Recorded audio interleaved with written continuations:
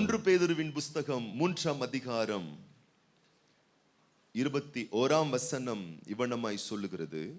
அதற்கு ஒப்பனையான ஞானஸ்நானமானது மாம்ச அழுக்கை நீக்குதலாயிராமல் தேவனை பற்றும் நல் மனசாட்சியின் உடன்படிக்கையாயிருந்து இப்பொழுது நம்மையும் இயேசு கிறிஸ்துவினுடைய உயிர்த்தெழுதலினால் ரட்சிக்கிறது. ஞானஸ்நானமானது, ஞானஸ்நானம் பெற்றவர்கள் வலது கரங்களை உயர்த்தி ஒரு அல்லேலூயா. ஞானஸ்நானம் எடுத்தவர்கள் வலது கரத்தை உயர்த்தி இன்னொரு அல்லேலூயா. ஞானஸ்நானம் பெற்றவர்கள் வலது கரத்தை நல்லா உயர்த்தி இன்னொரு சத்தமா ஒரு அல்லேலூயா. இன்னும் ஒரு ரெண்டு மூணு இன்னும் கை உயர்த்தாம இருக்கீங்க. அவங்க உயர்த்துற வரைக்கும் இந்த ஃபுல் மெசேஜும் அதான் சொல்ல போறேன். ஞானஸ்தானம் பெற்றவர்கள் எல்லாம் வலது கரங்களை நல்லா உயர்த்தி சத்தமா ஒரு அல்லேலூயா. ஞானஸ்நானமானது என்ன? தண்ணீரில் மூழ்குகிறோம், மூழ்கி ஞானஸ்நானம் எடுப்பது என்ன? அது நம்முடைய உடையையும் உடலையும் நனைக்கிற ஒரு நிகழ்ச்சியா நம்ம பார்த்திடக்கூடாது. மாம்ச அழுக்கை நீக்கி உடையையும் உடலையும் நனைக்கின்ற ஒரு சடங்காச்சாரம் அல்ல.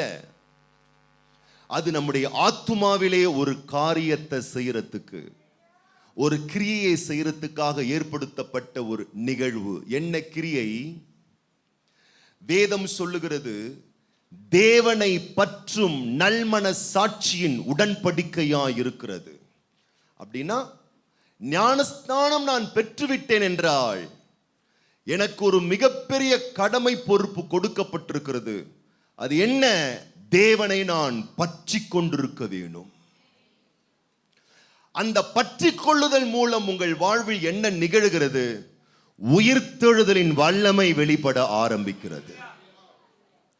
இயேசு கிறிஸ்துவினுடைய உயிர்த்தெழுதலின் நாள் உங்களுக்கு என்ன உண்டாகும்? வாழ்க்கையில ரட்சிப்பு உண்டாகும். ஆதியாகமம் துவங்கி வெளிப்படுத்தின விசேஷ புஸ்தகம் வரைக்கும் ரட்சிப்பு என்ற வார்த்தை நூற்றுக்கணக்கான இடங்களிலே பதிவு செய்யப்பட்டிருக்கிறது. அப்ப ரட்சிப்புக்குள்ளாக பல தரமான ஆழமான விளக்கங்கள், அர்த்தங்கள் இருக்கிறது. சில இடங்கள்ல மீட்கப்பட்ட மக்கள் யுத்த சமயத்திலே தேவனே எங்களை ரட்சியும் அப்படின்னு சொல்லுவாங்க. அப்படின்னா என்ன அர்த்தம்? என்ன அர்த்தம்னா எங்களை காப்பாத்துங்கன்னு அர்த்தம். பல நேரங்களில் சிக்கு வியாதியில வாதையில சிக்குண்டு போது அவர்கள் சொல்லுகிற வார்த்தை தேவனே எங்களை ரட்சியும். அப்படின்னா என்ன அர்த்தம்? எங்களுக்கு சுகத்தை தாங்க.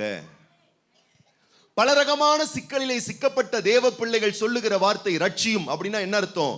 அந்த சிக்கலில் இருந்து எங்களுக்கு விடுதலையை தாரும். அப்ப ரட்சிப்பு என்று சொன்னால் உங்களை பாதுகாத்தல், சுகமளித்தல், உயிர்ப்பித்தல், நல்வாழ்வு கொடுத்தல், உங்கள் நல்வாழ்வுக்கு வேண்டிய அத்தனை நன்மைகளையும் அருளுவது ரட்சிப்பா இருக்கிறது.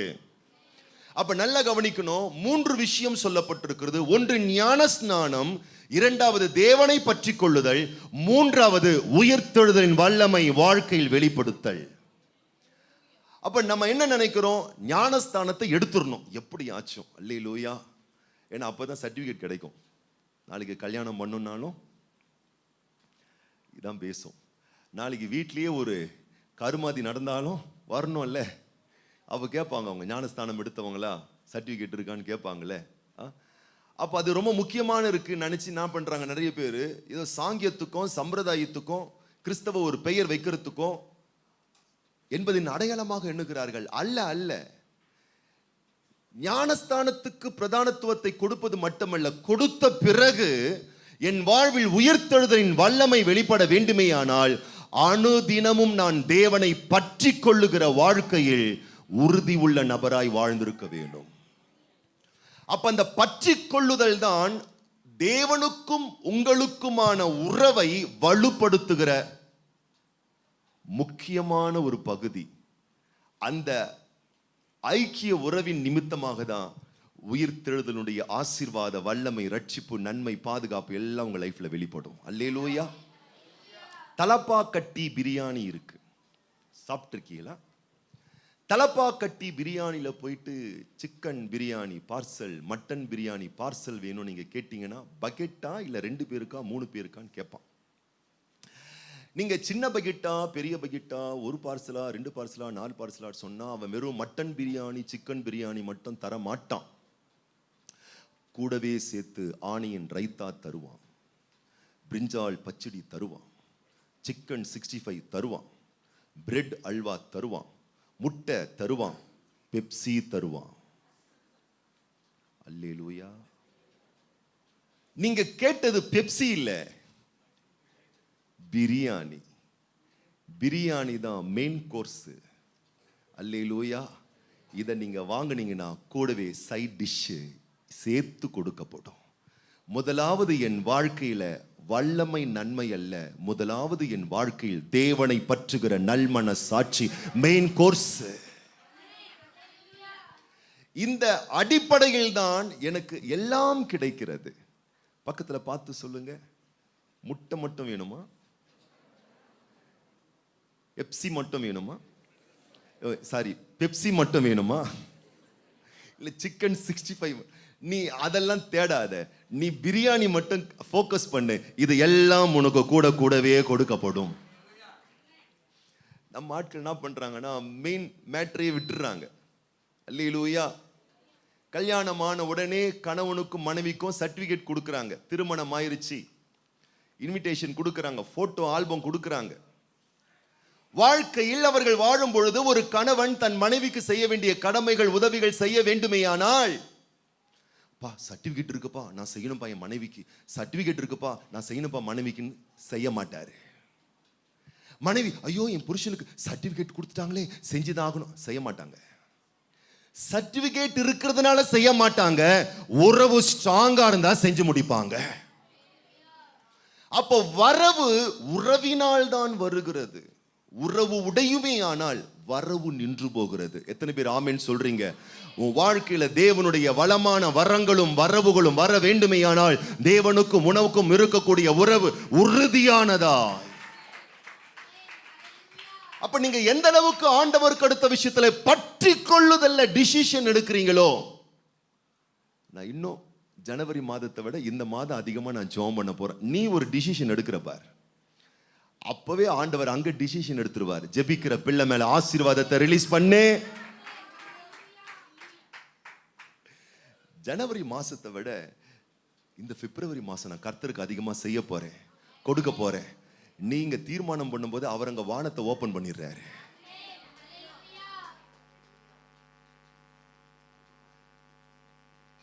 லூக்கா சுவிசேஷ புஸ்தகம் 18ஆம் அதிகாரத்தில் ஒரு விதவையை குறித்து தேவன் கிறிஸ்துவானவர் ஒரு உவமையாக சொல்லுகிறார்.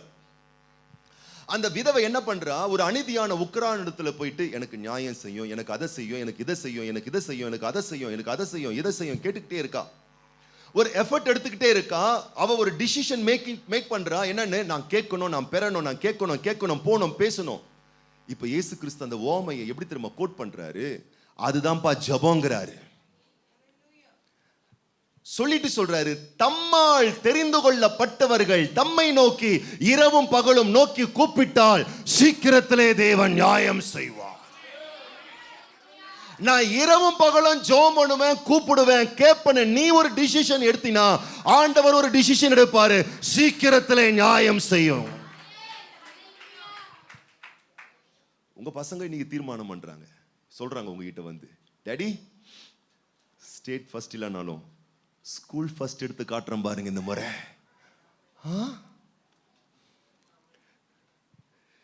ஸ்கூல் ஃபர்ஸ்ட் இல்லைனாலும் சப்ஜெக்ட்ல 100க்கு 100 எடுத்து காட்டுறேன் அப்படின்னு உங்க பொண்ணோ பையனோ உங்ககிட்ட வந்து தீர்மானம் பண்ணி ஒரு விஷயத்த சொன்னா சொல்ல மாட்டீங்க, நீங்களே ஒரு தீர்மானம் பண்றீங்க, இவளுக்கு பெஸ்டா நான் ஒண்ணு செய்ய போறேன்னு. புரிந்து கரங்கள் தட்டிய 4 பேருக்கு சோத்திரம் உண்டாவதாக. ஹல்லேலூயா. மத்தங்க உங்க பிள்ளைங்க உங்களுக்கு பிடித்த ஒரு காரியத்தை செய்யும் போது, நடந்து கொள்ளும் போது, பேசும்போது சொல்ல மாட்டீங்க, நீங்களே தீர்மானம் பண்றீங்க, இவளுக்கு நான் இதை செஞ்சிடணும், இவனுக்கு நான் அதை செஞ்சிடணும். பண்ணுவீங்களா பண்ண மாட்டீங்களா? அதே தான் தெய்வமும் சொல்றாரு. நீ என்னை பற்றி கொள்ள தீர்மானித்தால் நான் உன்னை உயர்த்த தீர்மானித்து விட்டேன். நீ என்னை கனப்படுத்த தீர்மானித்தால் நான் உன்னை மேம்படுத்த தீர்மானித்து விட்டேன். ரூத்துக்கு நேராக வார்த்தை வருகிறது. நீ எங்க வேணாலும் ஓடி போயிருக்கலாம், ஆனால் இஸ்ரவேல் தேவனுடைய சட்டையின் கீழாக அடைக்கலமாய் நீ வந்தபடியினால் ஆண்டவர் தீர்மானித்து விட்டார் உனக்கு நிறைவான பலனை கொடுக்கணும்னு சொல்லி. யார் தீர்மானிச்சது? ரூத்து தான் தீர்மானிச்சா. அவ தான் ஃபர்ஸ்ட் டிசிஷன் எடுக்கிறா. அப்புறம் ஆண்டவருடைய வார்த்தை வருது, நீ தீர்மானித்தபடியினால். எத்தனை பேர் சொல்றீங்க வலது கைகளை உயர்த்தி, ஞானஸ்தானம் பெற்ற நான் இதுவரை இல்லாத அளவுக்கு தேவனை பற்றி கொள்ள பின்தொடர்வே பின்தொடர்வே பின்தொடர்வே இயேசுவை